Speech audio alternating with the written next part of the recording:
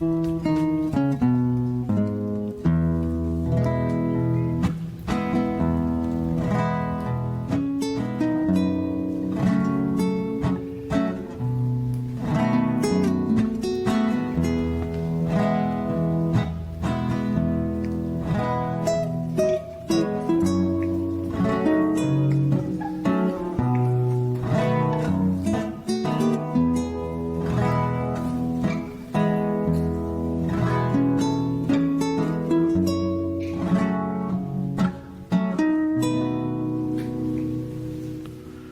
no canto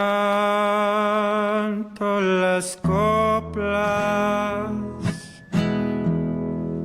ni duermo de tu lado. Mexico is a mixture of a lot of things, a lot of colors, a lot of cultures, a lot of food, a lot of music. But Mexico, another part of Mexico, a big part of Mexico, is a Mexico that was here before us.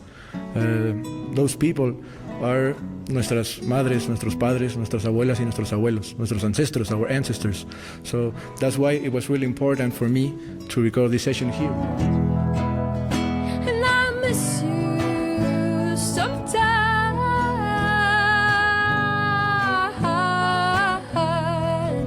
but beyond you, I also see the flowers. I also see the caterpillars.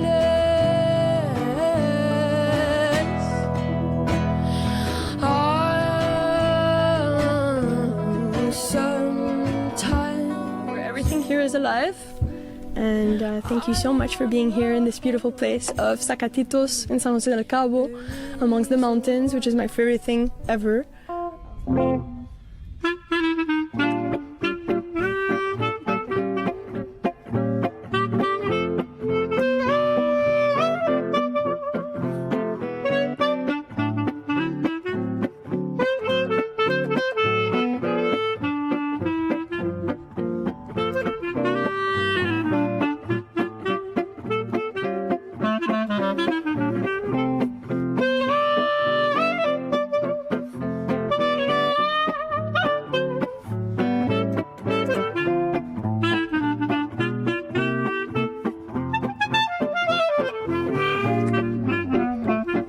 Playing gypsy jazz here at the old cemetery in Todos Santos. Hey everybody, welcome back to Eggs the Podcast. Today's special guest is Josh Rogosin. He is the producer and owner, I think, at Global Sound Concerts and Ghostlight Concerts. Welcome to the show. How are you, Josh? I'm great. Thanks for having me, Ryan and Mike. Absolutely. Thrilled to death to have you. Calling in from Mexico, I think. Yeah, that's right. My folks are down here in Baja, so I come for 4 months a year and help them out. That's horrible. I would it's hate just to awful. go to Mexico. Yeah, the weather's terrible. The beach is far. It's such a pain, let me tell you. So our listeners probably don't know how important or who you actually are as far as in the audio world. And I'm a complete audio nerd. I've taken classes from you in the past. Josh is actually one of the former guys from NPR's Tiny Desk series. He's done hundreds of concerts, billions of plays on YouTube on his work, and he's one of my idols in the career. And I'm really happy to have you here and have this conversation. So thank you so much for making time for us. Oh, thanks, Mike. Of course. Yeah, it was such a wonderful privilege to work on that show. Yeah, well, and so maybe let's talk a little bit about, the earlier days are kind of getting started. I mean, how did you get your start in this? I mean, obviously, Tiny Desk is a big success, but I mean, there obviously had to be something that led up to that. So let's maybe talk a little bit about just sort of your career in general. Yeah, it took me 15 years before I was doing my career full time as an audio producer, engineer, journalist, before I felt I was even ready to actually be able to create the sound design for what Tiny Desk is known for today. I started in theater, really, and writing songs as a kid in high school. And that's what kind of turned me on to audio production. I got a 4-track analog tape recorder and multi-tracked some of my own songs. And that's what made me think, okay, I'm going to college as opposed to studying theater, which I had done and loved. I'd performed in my parents' theater in Portsmouth, New Hampshire, in rock and roll musicals. I decided to study broadcast and specifically audio production at Ithaca College.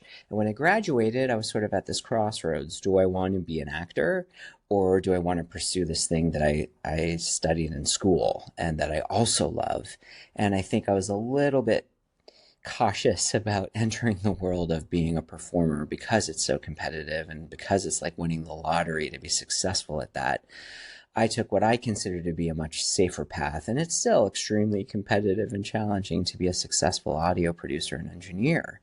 But that led me to basically doing sound for theater, and I used to walk by NPR on my way to the Shakespeare Theater where I was mixing shows in Washington, D.C.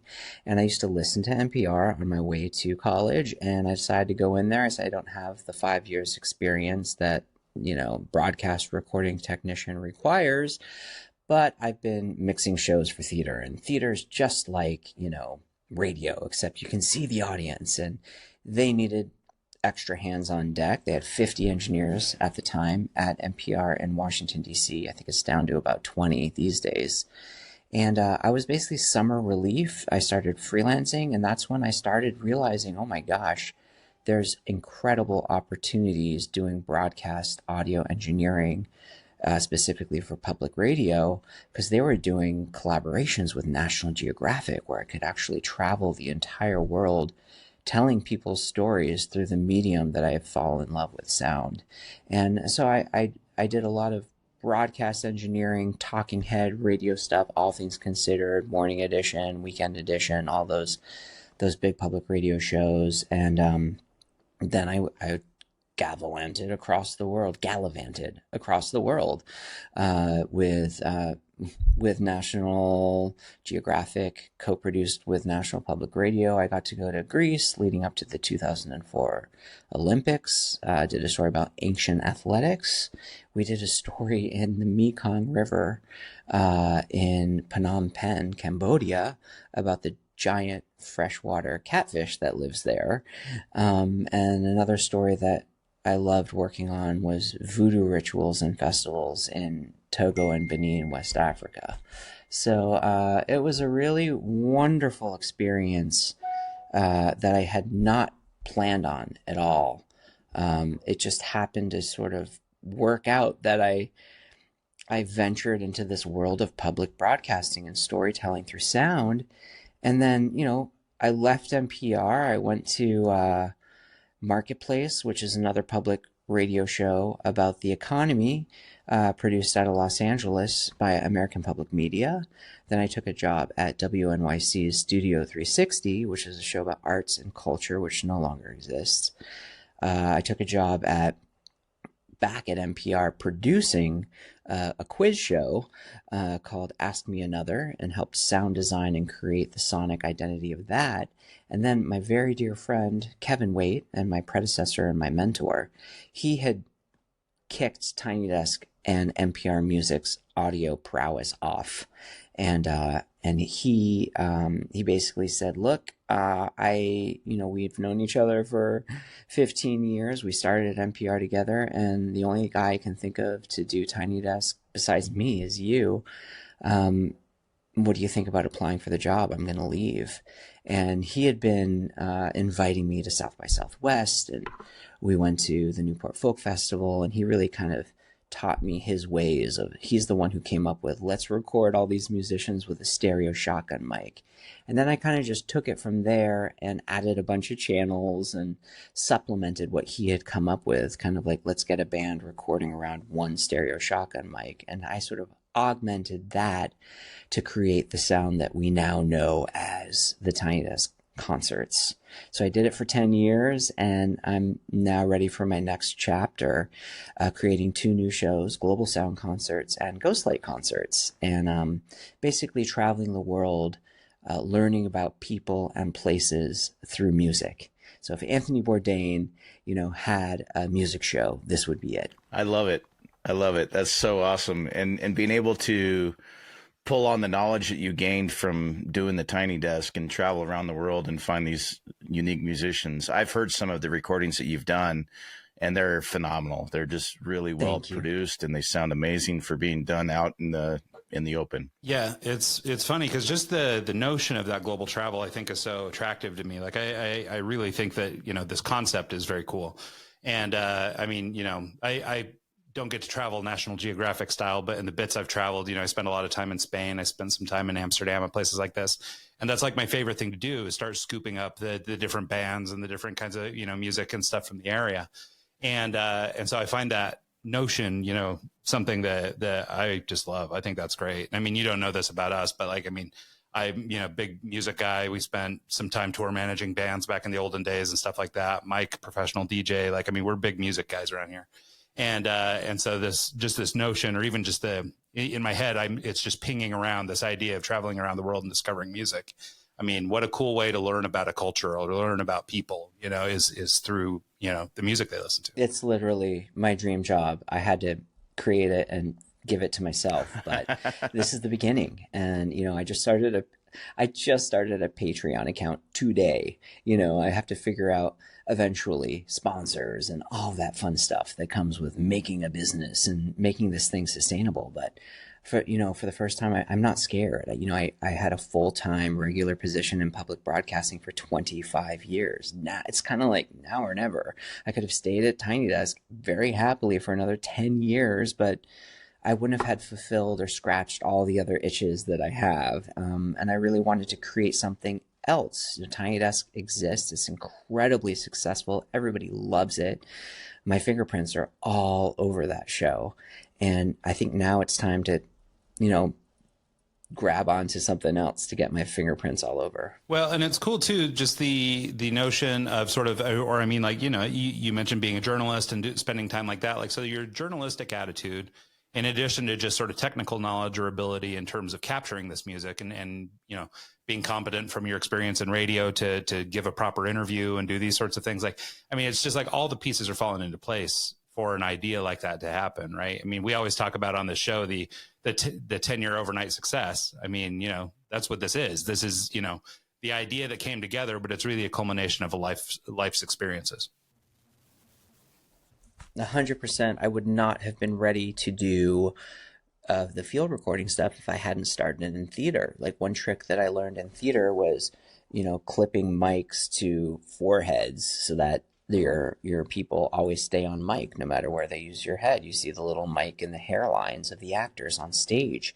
And I used that same technique when I was traipsing all over Greece in ancient, you know, athletic archaeological digs, where I had a host or a reporter following around an archaeologist, and, you know, how do you mic them, and whether or not mics are rustling on their clothes, you know. So I actually brought baseball caps and I clipped the mics onto the baseball caps so they always stay on mic. That's something I learned in theater. So I wasn't ready to do the field recording until I had done theater. Yeah, thanks, Mike. And I wasn't ready to do Tiny Desk until I had done the field recording. I want to tell you my very first experience of field recording. I had never done it before. I went to college for recording arts, and it was all in a studio environment. And I get out of college and I open up a small recording studio in Salt Lake, and lo and behold, I pick up a client that is for the Princess of Norway is coming to visit, and she's doing a thing with the STEM research for the school. She's coming from there to kind of do like a foreign ambassador kind of thing, right? So she's coming to Salt Lake to visit these schools, and the guy that's bringing her wanted me to film it and document a meeting that they were having. And I was supposed to have lapels and have everything kind of mic'd up, ready to go beforehand. I had a field recorder. I had everything kind of all dialed in, and they showed up late. And I didn't have time to get everyone wired up. So I knew they were going to be late. And I show up to the gig, and where they're having the meeting, I just randomly placed lav mics in different locations where I think people were going to be sitting, and I kind of hit them. And I was able to scrap that together, but being a newbie in the field recording thing, I was sweating bullets the whole night. I didn't know how it was going to turn out. I didn't know what was going to happen, and it all ended up working out fine.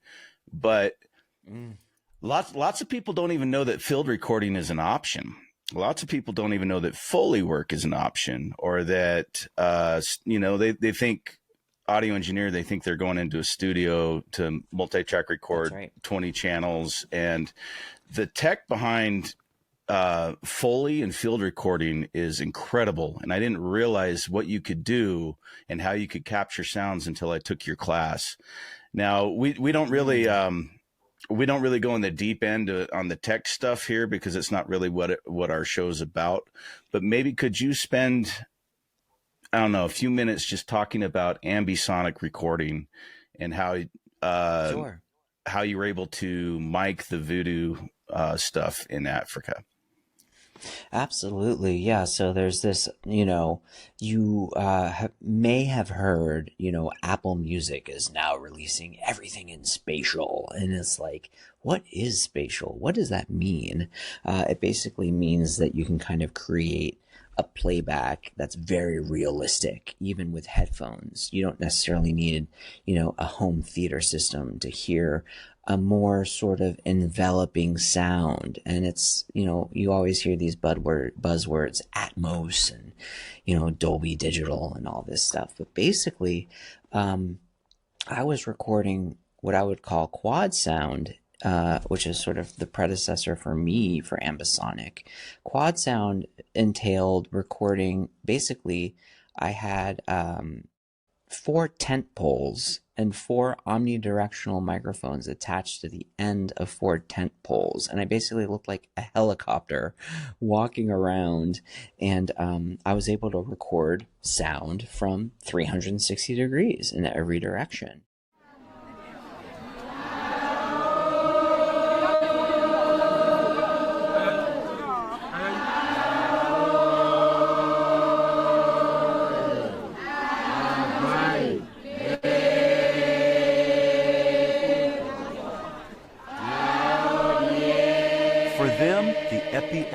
Festival is a family reunion, religious revival, and New Year's celebration rolled into one.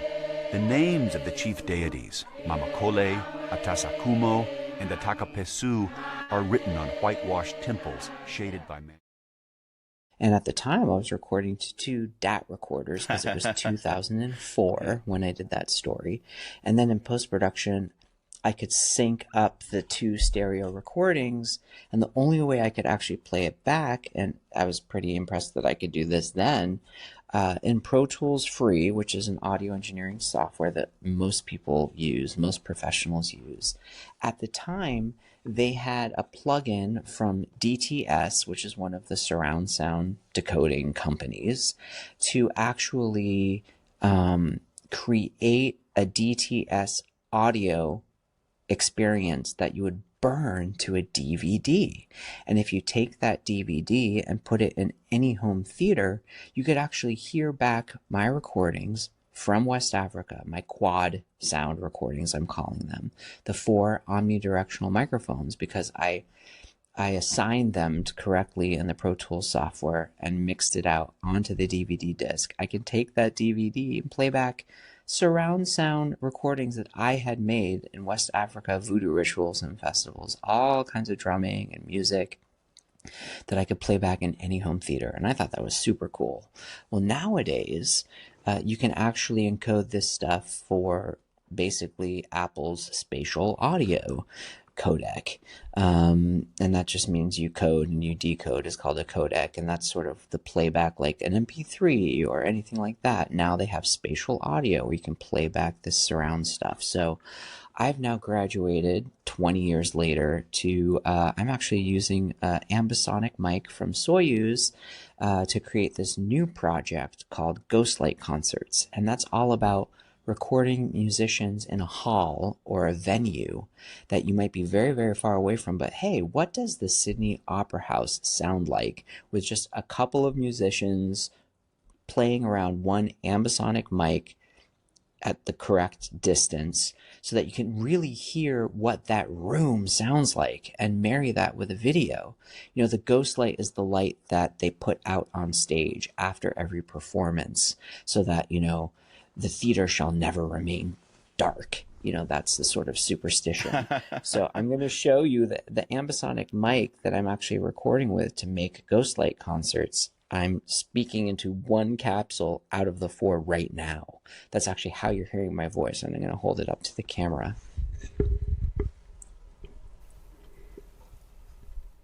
Yeah. That's crazy how it has 4 different directions. Are you getting 2 stereo pair pretty much in that one mic? Yeah, it's interesting because they're not like stereo pair like I was recording the Voodoo Rituals in the past with 1 stereo pair here and 1 stereo pair in the back. It's more set up like this, top right, bottom left, top left, bottom right. It's kind of like recording like this, not this, if that makes any kind of sense. So what you need is software that the microphone comes with that you can actually decode that surround sound into a binaural recording, into a 7.1 home theater, and it actually will place everything in the correct place. And you can even move the perspective around. You can pretend to be the mic. You can tilt your head up. You can tilt your head down. You can turn from left to right. And you can automate all of that if you want to. If you wanted to match, let's say, your camera movement around the mic, you could actually automate the sound binaurally to follow the pattern of the camera.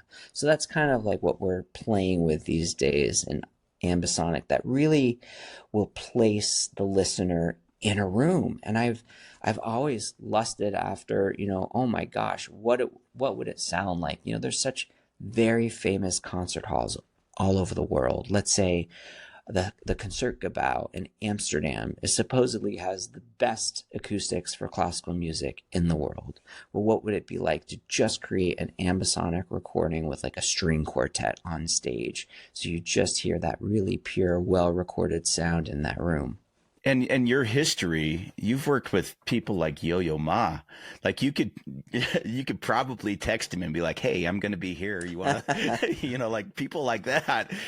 Just having access to that network is probably critical and like amazing to just the people you've met over the years. That's right. I mean, I certainly don't have Yo-Yo Ma's text, phone number available to text, but sure I could probably figure out his publicist and say, "Hey, I recorded that Tiny Desk. I'd love to do something. What do you think? He's going to be here then." So it helps certainly with the pitching process, but I'm also really interested in, being a music discovery source so that I'm actually out on the hunt for new, interesting groups that you never would have heard otherwise. I think that was a huge part of the early days of Tiny Desk. And of course, now every massive famous musician with a humongous band shows up. It doesn't quite fit the original assignment of Tiny Desk.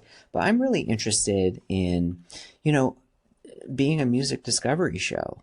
In addition to, of course, recording some super talented, famous folks, but that's certainly not my priority. No, well, and like as you're talking about this, I was just thinking about, one of my all-time favorite singers is this Danish performer. I'll screw up the pronunciation, but it's like, but we call her Mo. Okay. But it's just M-O with a line through it. And I've talked about her on the show a bunch, so I won't bore people. But anyway, she did a thing with a company called Moment House. And Moment House did sort of a live concert event where you could sort of attend. She was doing like a album release kind of concert in Denmark, but for fans around the world, they did this sort of, live stream thing that was happening around the world at the same time. But having something like this spatial audio or using this sort of ambisonic, capturing equipment would have made that so much more interesting to listen to, I guess, And so the performance was great. It was well shot, all those things.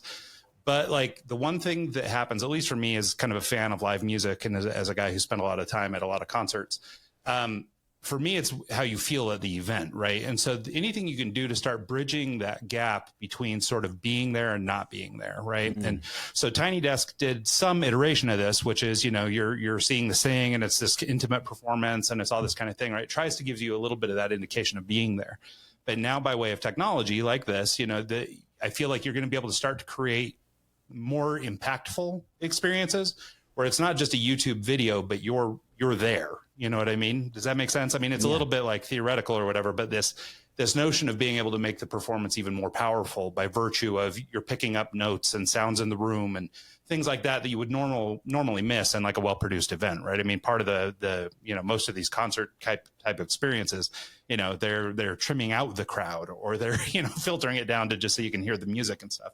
And but if you were listening to the music in the front of you, but behind you you had the crowd murmuring and singing along and all those things that make being at an event so meaningful. I think you could really make for a very impactful show or an impactful presentation.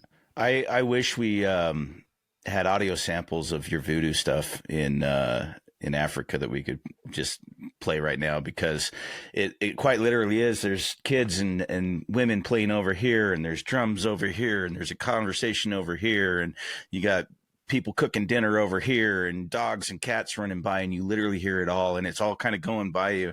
Well, and it's what you're trying to do, right? I mean, like if you think about during COVID and stuff like that, like we moved to Zoom because we were trying to replicate the experience of being in the office together. And we tried to do all these other things, right? And the whole thing is, with a lot of online entertainment and things like that, so much of it is trying to reproduce a feeling or reproduce an environment, that kind of thing. And, maybe through tools like this and the technology of ambisonic recording and other approaches in the future, you do start to get to more of that. I don't know, it sounds dumb, but more like that virtual reality kind of vibe where you're, understanding more fully the environment that you're a part of. You're not just watching something happen. Instead, it's kind of happening to you. Does that make sense? Absolutely. I am a huge fan because of my journalism background. I'm much more interested in capturing a moment in time rather than, creating I love that perfect version of anything. And I think, creating stuff like that makes you feel like you're a part of something real, and it kind of humanizes everything. So it makes it so that everyone can relate to it. So part of the brilliance of Tiny Desk that my dear friend Bob Boylan created, he created an environment where perfection is not what we're after. It's all about, capturing a moment in time and a vibe. So the ambisonic recording lends itself so beautifully to that concept that I'm so attached to continuing. One of my favorite recordings that I've ever done, I've worked in studio environments. I've recorded multi-track bands hot on the guitar here. All that stuff. But one of my favorite recordings that I ever did was a guy named Casey Connor, just an acoustic guitar player, was playing music for his friend's ceremony for their wedding. And they were set up outside in Lake Chelan on the water.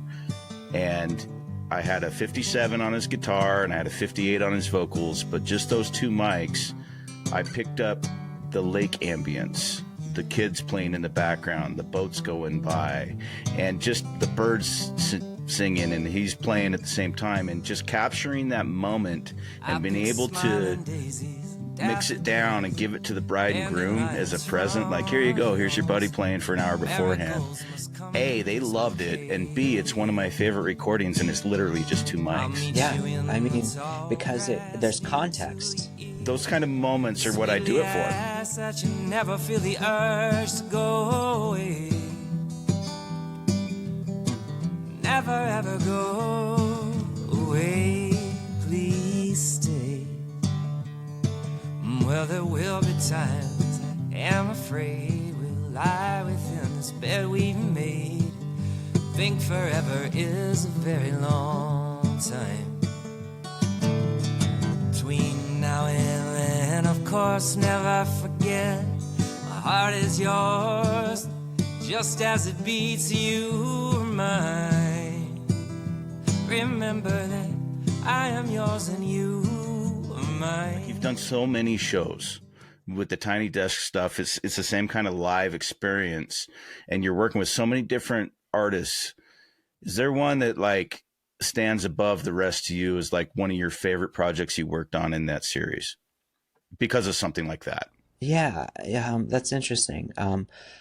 Not necessarily because of something like that, but I think, for something like that, the Global Sound concert that I made with a guy called Santax, I haven't published anything yet. I'm still figuring out the order and how much I want to have in releasing, and the how frequent, and if I can get sponsors. But this guy Santax, he was in Valencia, Spain, and we're in the middle of the city, and you hear sirens, you hear the wind, the environment, and there's something very beautiful. I don't shy away from that, as long as that critical distance of, are the vocals and the music louder, a lot louder than the background? Okay, I'm good.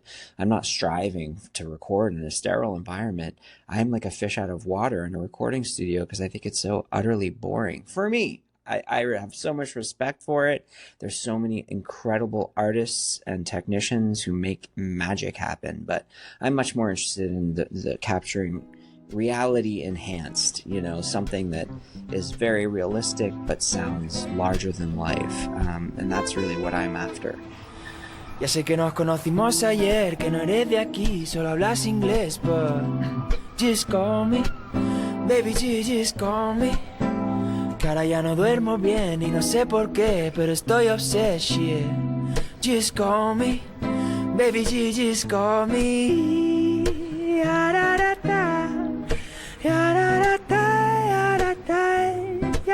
are in Las Artes y las Ciencias, my city, Valencia. And well, my Spanglish is because of Valencia, I mean, here is full of people speaking English, Bulgarian, well, every language. And it's very cosmopolitan.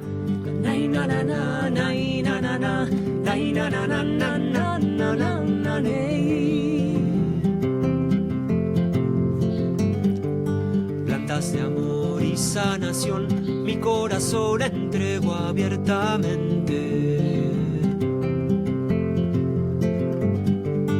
a la creación, mi rendición, espíritu antiguo tan presente. Solo hay que confiar para sentir la tierra con su vibración cantar. Qué hermosa es la vida.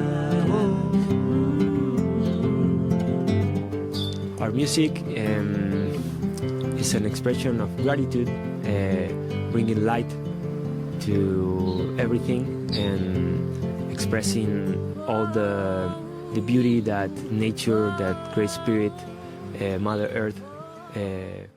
But in terms of a Tiny Desk concert, there's one performance by Monsieur Pyrénées. They're a band from Bogota. I had very limited channels. I think I had 16 channels at the time, and they were a full, huge band. They had 2 drummers, three horn players, 2 electric guitarists, a whole bunch of percussion, a double bass player, and 3 singers. And I had very limited channels. So I remember directing the 3 lead singers, and the 2 guys playing guitar kind of sang some backup harmony, but I needed them all to share the one stereo shotgun mic. So I would direct them, hey, you guys need to lean in super close to the lead singer, and your heads need to be 1, 2, 3, right together, singing into the mic. Your harmony is too low. Your harmony is too loud. So I'm literally telling them how to perform. That's so cool. It's like I've done this with bluegrass bands, because you'll get like the banjo player will step towards the mic and do a solo while the lead singer backs up, and then the fiddle will come on. And it's the same kind of thing. They have this, they always kind of sit right in front of this little blue round mic. I can't remember the model of it. Yeah, the ear trumpet always labs. use, but I've done a couple of, yes. But I don't know. It's, I'm nerding out with you, Ryan. I'm sure you have a question you want to ask. No, I have a couple things. Well, one I was going to ask, just kind of on that topic of, impactful experiences in the Tiny Desk realm. One of my all-time favorites is an older one that I think you were a part of, which was Paramore.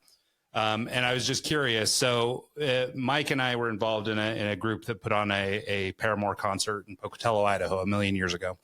And that show was maybe one of the most impactful shows I've ever seen, because I was so blown away by Hayley Williams' ability to sing. There's lots of great singers out there and stuff, but man, for that little tiny package, being able to just belt the way she does, it just blows me away. So I was just curious, if you had any thoughts or memories of a show maybe like that, maybe that show in particular, maybe we can bond over Hayley Williams for a minute. Yes. Oh my gosh. I absolutely loved that Tiny Desk as well. And they really prepared for the stripped down vibe. I think they all had tiny little amps that they brought, but I still recorded everything direct so I could make it sound really big. The drummer didn't bring a drum kit. He had like a little drum pad, And they really got the assignment. They were kind of sitting in a little half circle, and she still sounded phenomenal and belted everything. And it was a wonderful time working with them. And the one anecdote I could say from that is that, you know, they had a concert. They're like, you got to come to our show tonight. And it was at a place that was not accessible by metro. And it was kind of a long Uber ride. And I was exhausted, because what I like to do is, right after I record the band, I strike everything, then I take the recording home, and then I literally stay up for hours doing a rough mix the same day. Otherwise, it kind of, I get too distant from it. And I'm also recording 3 of these a week, so I need to keep up with everything. And I hate taking notes. So I didn't go to the show, and I regret it so much, because I've never seen Paramore live. That's so like their Riot album had just come out when we did the show. So they were new and upcoming and like just on the peak, and Jimmy Eat World was the headliner. And that, I had never seen Paramore play before. I'd seen Jimmy Eat World a few times, and I think they kind of stole the show, to be honest with you. I'm not surprised. They were full energy. The guitar player was doing backflips, and it was just like really cool to see. Well, and that's the thing. I mean, you know, like both Mike and I have spent a long time around music and stuff like that. And I mean, you know, there's a million singers that I just love, but that experience and that event and just like listening to her sing, and she also comes in such a tiny little package that it's just like, how is she even able to generate that much energy, you know? And so for me, I mean, that's been one of my more impactful concerts maybe ever. You talked about Paramore, having to strip down a little bit, and you know that's kind of the case with most of the Tiny Desk series. Is you get these artists that are used to doing these big rock shows, and now you're putting them in a library and saying, hey, strip it down, do acoustic, and it kind of puts them out of their element in the forefront and being very, almost like being naked in the locker room, you know, like, here, let's strip away all your stuff and make you kind of perform and be in the moment. You don't have to mention any names or anything like that, but were there issues in shows in the past where it was too intimate and they had a hard time actually doing the task at hand because they're stripping down so much and it made it hard? And then you as a producer having to deal with that and work around it. Yeah. Well, I'll mention some that were unbelievably successful, but when you're in the room recording them, you're kind of like, how is this going to happen? How are we going to pull this off? One band from England called Wolf Alice, they're a super loud thrasher, like heavy rock band with super loud songs, and they completely did something unique that they had never done before. They completely stripped down their songs into these beautiful acoustic melodies, and they were so shy. The lead singer, when I saw her on stage, she's like running around and screaming. She's intense, and she was so shy. I could barely even get a sentence out of her, and it was just like a complete different experience, which is what I love about my recordings that I make. Is I'm not trying to recreate their album or their sound. I'm trying to create something completely new for their fans who can hear them in a way that they've never heard them before, and they can show off and flex another muscle that they have as artists. The same thing happened with Idols. Idols is a super loud rock band from Ireland. I can't even remember, someplace in the UK. Wow. That'd be cool. Incredible, loud, visceral, amazing band. The lead singer, Joe, came in and he said, how the fuck are we supposed to do this? This is impossible. We usually have a huge PA, a crowd that's going crazy and doing, moshing, and there's just no way we're going to be able to pull this off. And it's all right, listen, guys, just do me a favor and give it a try. I'm going to, direct you guys. When Joe has the verse, the whole band kind of has to play a little quieter. We'll treat your drums and stuff. But when everyone's loud and rambunctious, everything can come up. So you have to think about playing a little more dynamically than you might be used to with in-ear monitors and all the stuff that you have at your fingertips when you have all the technology. But the whole thing was just about having fun. And the concert, I encourage you to go check it out. Idols, IDELS. Joe has so much energy and he's screaming into the mic and he turns totally beet red, and it's just incredible to see his whole band. They're all dressed up, they're all dancing around. And at one point they actually drag in members of the audience, which was very small. There may have been 20 people in the room, but they're dragging people in from the audience and dancing with them, and it's just such a surreal moment. And it's one of my favorite Tiny Desk concerts because no one's ever captured that band like that, ever. And they were so thrilled when it came out. Were you part of the Gwar show that just happened? Yes. That was a treat. That was Can you talk so about much that? fun. That had to be amazing. I was like, how are we going to cut like the 6 penises that he's wearing on the front of his outfit? How are we going to actually have that on a YouTube video that kids might see? No, they were so much fun. They were totally professionals, and it was just a blast. I actually had the most fun wandering. I had the idea like, hey, let's shoot B-roll of them checking in at security in full costume and walking around the office and inviting NPR people to their concert. And it was so cool. surreal to just have them walking around the NPR newsroom in full costume. It was amazing. That's awesome. Well, one thing I wanted to try and get in with you, I mean, this show is, I mean, as much as we love music, a lot of times on this show, we're talking to CEOs and startup founders and people like this. And, you know, you've obviously run this spectrum of careers that have gone to, you know, everything from freelance to fully corporate to now kind of entering a world on your own. How are you feeling about just sort of getting established as a business person, as somebody who's, you know, developing his own organization, who's, you know, and obviously you've done aspects of this already, but I mean, you know, if this is going to be your income going forward, you know, what's changing for you in terms of, you know, the way that you've always done things as a technician, and now you're moving into the guy who's taking your technician and turning it into, you know, a company, so to speak.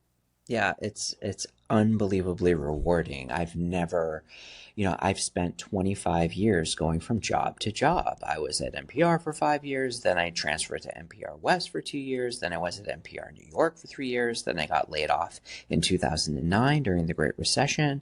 I went straight to Marketplace in Los Angeles for 2 years, then I was at WNYC Studio 360 for 2 years, and then immediately went to Ask Me Another for 3 years, and then Tiny Desk for 9. Like, I've always jumped from one thing to another because I get bored easily. And if I can't be creative, then I go. You know, as soon as they're like, yeah, stay in your lane, you're the audio engineer, we don't really need any ideas from you, then I'm out.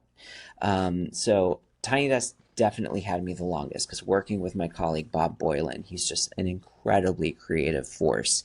He came up with All Songs Considered because he would play music between the radio stories on All Things Considered, and he would get tons of mail. And this was probably 2002, long before podcasts ever existed.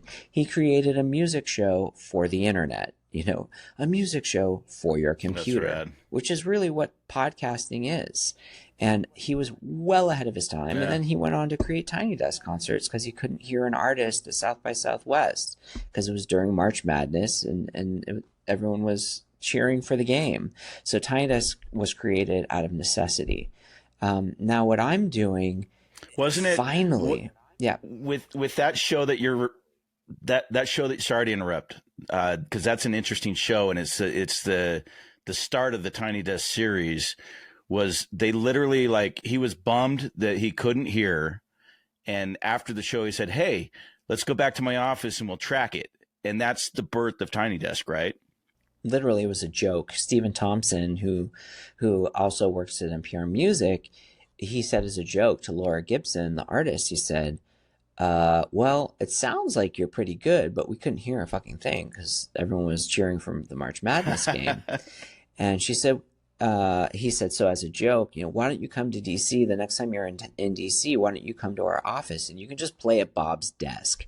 Completely a joke.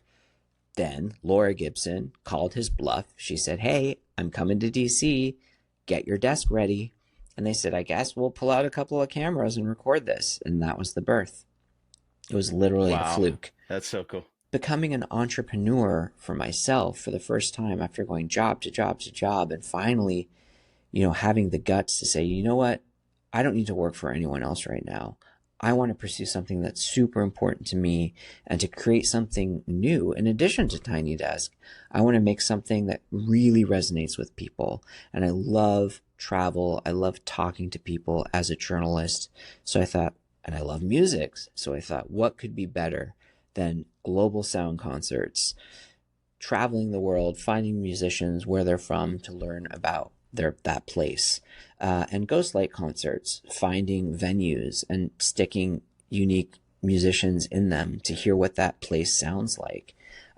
So in terms of trying to actually monetize it and pay some bills, I have no idea.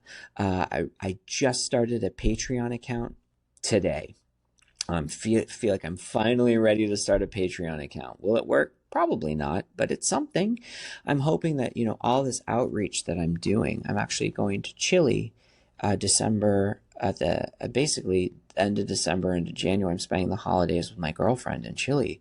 So I've partnered up with someone there who created a social media post that went completely viral saying that, hey, Josh Rogosin, he's coming to Chile.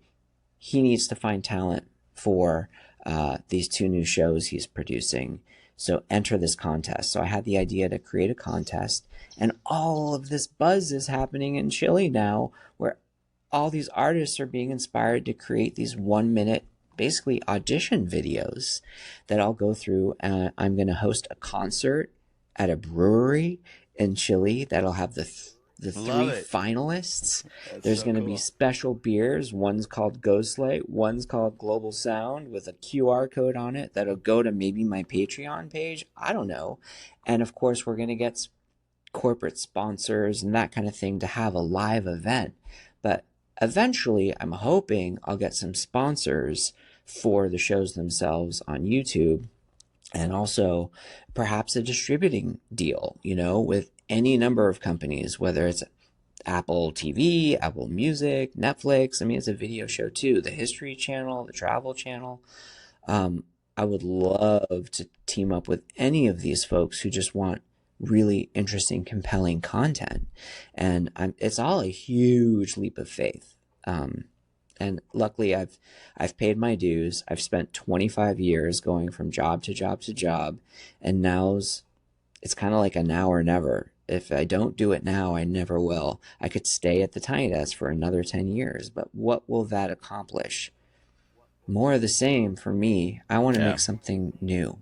Well, I'm glad you left Tiny Desk, because when you were there, they made us sign a whole email thing just to get you permission to come on the show, and now it's just hit you up and say, hey, come on over. It's a wonderfully liberating experience to be a free agent. Oh, I'm sure. I mean, not having when I worked at a radio station, I've done that multiple times over my career, and just having corporate over your head is kind of it's a different experience, that's for sure. But well, Ryan had to dip. It's about that time anyways. Josh, you want to tell people where they can reach out, maybe find your Patreon, if they have an artist they want to recommend to you, or an idea for your global concert series? What's a good way for them to get in touch? Yeah, I'm very active on Instagram. It's at Josh Rogosin, at Global Sound Concerts, at Ghostlight Concerts. On Patreon, it's Josh Rogosin, and that's spelled JoshRogosin.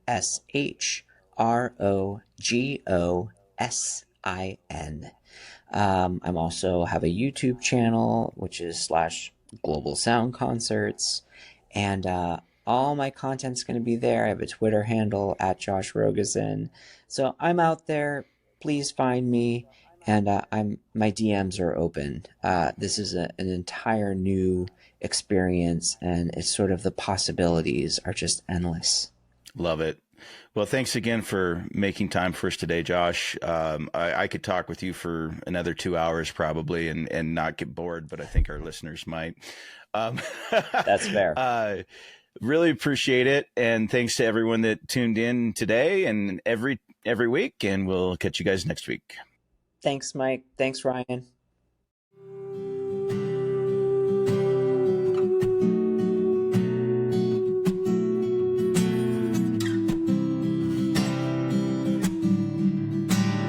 Dejo que me recuerde de mi canto. Que siempre camino en suelo sagrado. Que soy hijo del misterio que me ha dado este regalo.